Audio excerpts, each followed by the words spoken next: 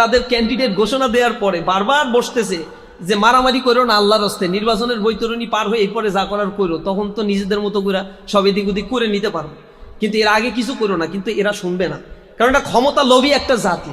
ক্ষমতাই যদি না পায় তো দল কি করবে? তারা দেশের জন্য কিছু করে না। এই যে 166 জনকে তারা হত্যা করলো, তার ভিতরে পাথর মেরে প্রকাশ্য দিবালোকে আইয়ামে জাহেলিয়াতের মতো মানুষকে হত্যা করলো। 67 জনকে ধর্ষণ করেছে, যেটা পত্রিকায় আসছে, আর পত্রিকায় আসে না এরকম অসংখ্য ঘটনা আছে, এগুলোর হিসাব আমার কাছে নাই। আমি হিসাব করতেছিলাম যে কতগুলো চাঁদাবাজির ঘটনা ঘটছে, টেম্পো স্ট্যান্ড দখল, বাস স্ট্যান্ড দখল থেকে শুরু করে মানুষের সম্পত্তি লোপাট করার কত ঘটনা ঘটছে। আমি পত্রিকা সার্চ করে 1300-1400 কাটিং পর্যন্ত পাইছি। এরপরে আমার আসলে আর ধৈর্য কুলাই নাই যে এইগুলা নিয়ে আর আমি একটু দেখি, কারণ এত বেশি অকারেন্স ঘটনা ঘটছে একেবারে রুট লেভেল পর্যন্ত। মানুষ কিন্তু এখন অতিষ্ঠ হয়ে আছে, ভয়ে কথা বলছে না। প্রশাসন তাদের পাক্ষিকতা আচরণ নিচ্ছে, একপাক্ষিক আচরণ করছে প্রশাসন।